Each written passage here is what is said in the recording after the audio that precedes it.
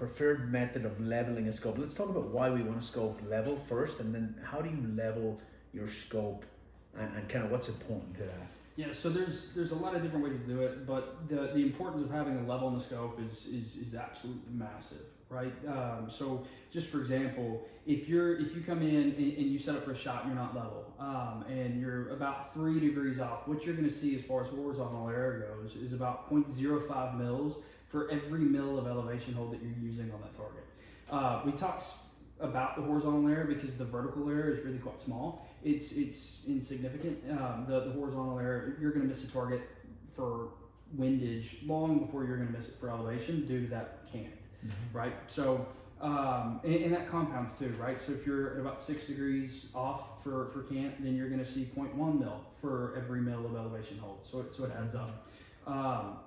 But as far as leveling it to coming about and actually leveling it, there's a lot of different ways that you can do it, right? So coming in and setting up a plumb bob, and then from there making the vertical stadia align with the plumb bob, and then making your bubble level match that. Happy days. Another way of coming in and doing it is you can set the gun up next to a wall and then take a flashlight and shine it through, and what you'll see is a projection of the shadow of the reticle up on the wall, and then you can take a little plumb bob there and then align it to that. So now I'm taking up very little room. I don't have to go out to the range. Another issue with plumb bobs is in high winds, right?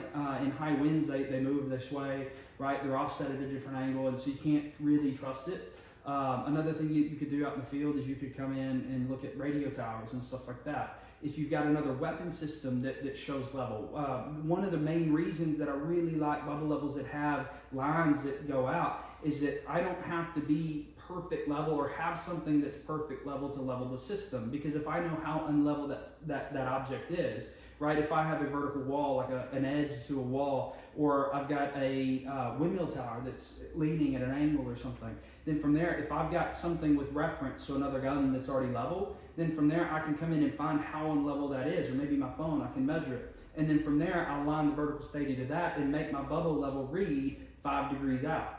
And then from there, when I go to level, now I'm level. Right, so there's a lot of different ways to approach it when you've got a level that tells you how unlevel you actually are built into it, right?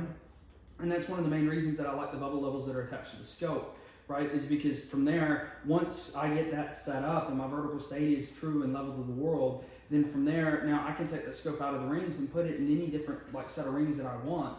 And I don't have to go through that process again of aligning the vertical stadia to the world, because again, that is the most important thing out of all of this, right?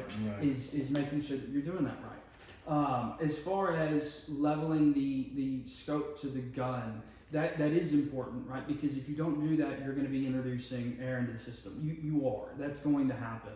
But I feel like that air has been overblown in the past on how much air there really is when you don't have the scope level to the gun itself.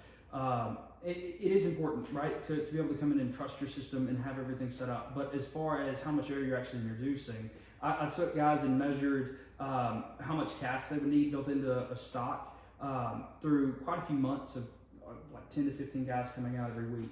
And I found that about 7.5 degrees of offset was the most I saw.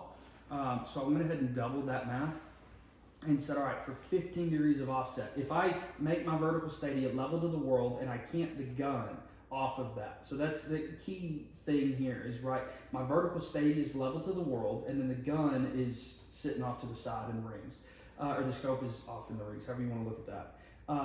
Then from there, how much air am I going to see? And what it came out to was about 0.15 mils at 2,000 meters with a 308, right, of horizontal air. I mean, it's incredibly small. It is there, and if I could take the time to come in and set it up and make everything perfect, I would, right? If I had a weapon system where I could have just cast on the stock and actually make it fit my body well, I would, right?